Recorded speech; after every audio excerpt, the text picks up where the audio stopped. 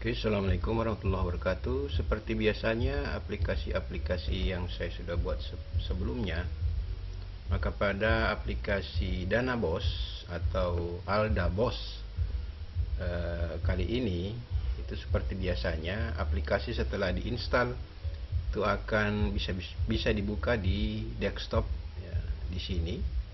Ini AldaBoss, atau bisa juga langsung dibuka pada folder aplikasinya, yaitu di dokumen, lalu pilih folder AldaBoss, lalu jalankan ini. Nah, kita bisa jalankan langsung lewat shortcut yang ada di desktop. Nah, selanjutnya untuk data pertama yang harus kita isi untuk melengkapi data AldaBoss ini, mulai dari data umum, isi informasi-informasi yang ada berdasarkan data sekolah masing-masing. Selanjutnya, jika dibutuhkan data guru, nah ini bisa juga diisi data guru untuk kebutuhan penerimaan transport, honorarium, dan seterusnya. Selanjutnya kita masuk pada realisasi. Di realisasi ini kita masuk ke menu realisasi untuk menginput transaksi. Jika sebelumnya ada sekolah-sekolah yang sudah mengambil aplikasi Alkris, ya penginputannya ya mirip, akan tetapi di sini ada pilihan sumber dana. Pilihan sumber dana ini ada beberapa item.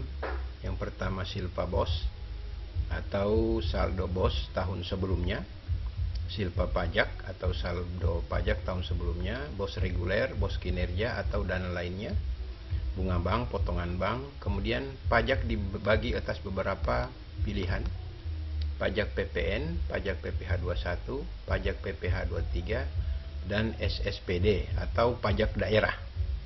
Jika di daerah Bapak Ibu memiliki dipungut pajak untuk transaksi Boss, maka ini pilihannya SSPD, pajak daerah. Kita awali dengan menginput transaksi pertama, yaitu misalnya kita memiliki saldo di bank. Nah, maka kita pilih mulai dari 1 Januari, misalnya tahun anggaran 2026, berarti 1 Januari 2026, bank kasnya adalah bank. Kemudian uraiannya diisi saldo bank bulan Desember 2024. Sumber dananya dipilih Silpa Boss, lalu dana yang menjadi saldo di tahun sebelumnya. Kemudian jenis transaksinya adalah internal atau WNT. Selanjutnya, jika ada saldo kas tunai, ya diinput saldo kas tunai. Sumber dananya sama, saldo kas tunainya berapa, pilihannya juga internal. Kemudian untuk pajak, ya jadi Silpa pajak, berapa nominalnya, juga internal. Selanjutnya penerimaan dana Boss atau transferan dari pusat, jadi pilihannya bank, pilihannya adalah Boss reguler, ya tergantung dari dana apa yang kita terima. Kemudian nominalnya, karena dana ini masuk dari pihak ketiga, maka dia pilihannya eksternal. Apa bedanya internal dan eksternal? Internal itu adalah dana yang memang dana yang ada pada kas kita, baik dia kas di buku kas ataupun di bank, itu internal. Tapi kalau ada penambahan dana atau pengeluaran dana yang melibatkan pihak ketiga, maka dia pilihannya eksternal. Jadi contohnya seperti ini. Kemudian yang berikut ada penerimaan dana Boss kinerja. Jadi pilihannya Boss kinerja, nominalnya sekian. Kemudian karena kita sebelumnya punya pajak terhutang atau Silpa pajak, maka di bulan Januari ini dibayarkan.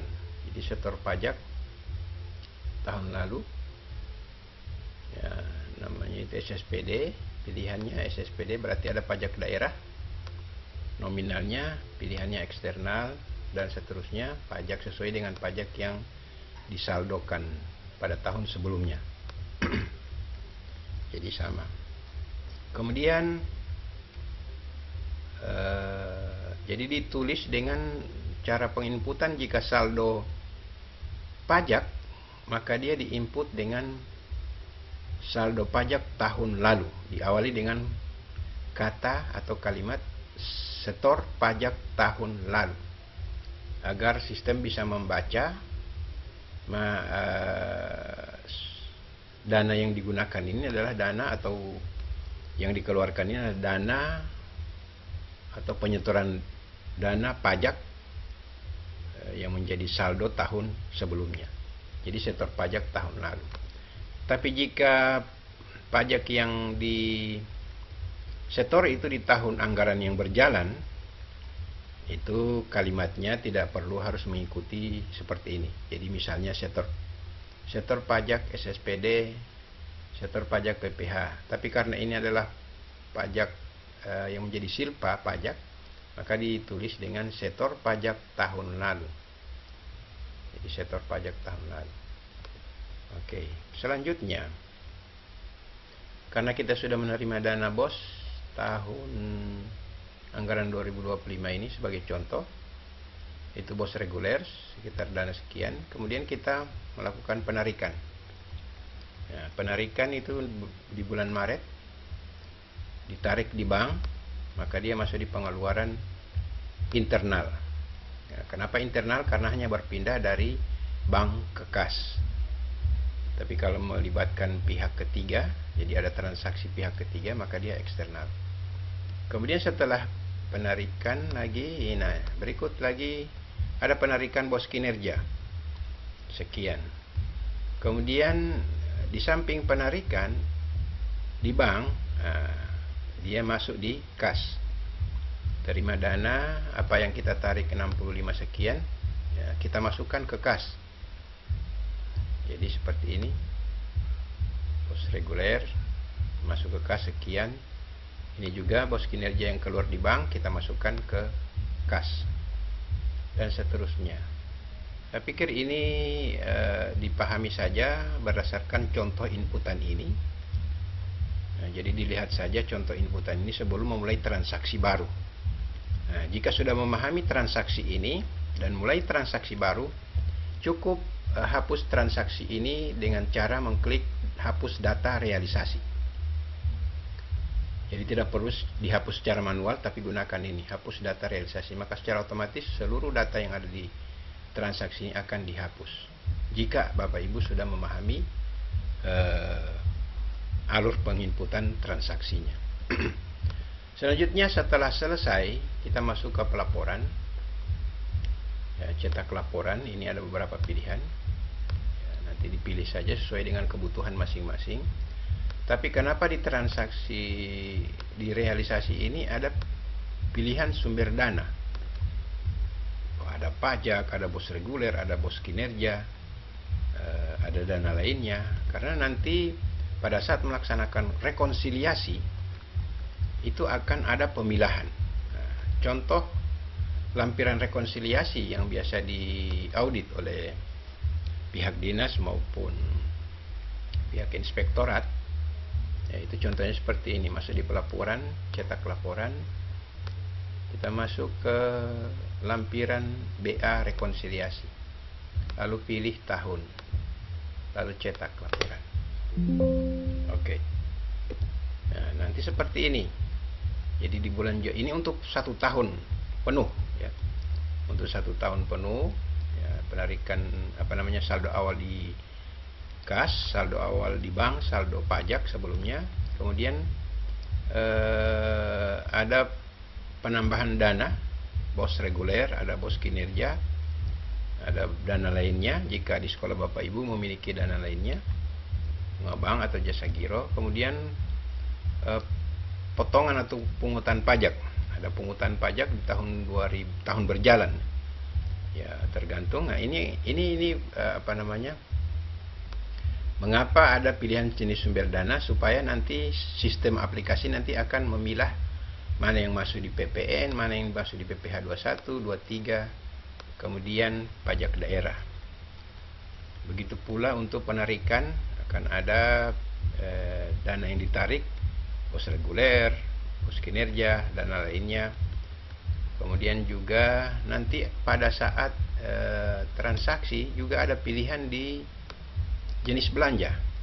Ini jenis belanja. Ini untuk memilih jenis belanja cukup letakkan dia di kolom jenis belanja, lalu pilih jenis belanja, pilih apakah dia belanja operasi. Ya, operasi berarti belanja barang dan jasa. Termasuk dia belanja pemeliharaan, cuma ini dipilah belanja pemeliharaan. Tapi pemeliharaan juga termasuk belanja operasi, tapi sengaja ini dipilah karena di lampiran berita acara rekonsiliasi itu ada belanja pemeliharaan yang diminta. Kemudian belanja peralatan mesin, belanja modal peralatan dan mesin. Berarti kalau ada belanja modal yang sesuaikan. Aset tetap lainnya berarti dia belanja buku, belanja pemeliharaan, dan honorarium.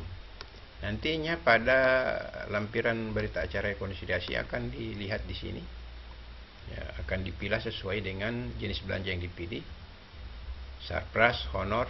Nah, itulah fungsi daripada sumber dana dan jenis belanja yang ada di sini. Beda dengan Alkris yang sebelumnya, itu tidak ada pilihan seperti ini. Cuma karena di sini ada lampiran berita acara rekonsiliasi, maka dia akan menyesuaikan dengan jenis transaksi atau jenis belanja dan peruntukan bos atau biaya bos reguler ataupun kinerja ataupun dana lainnya. Jadi seperti ini.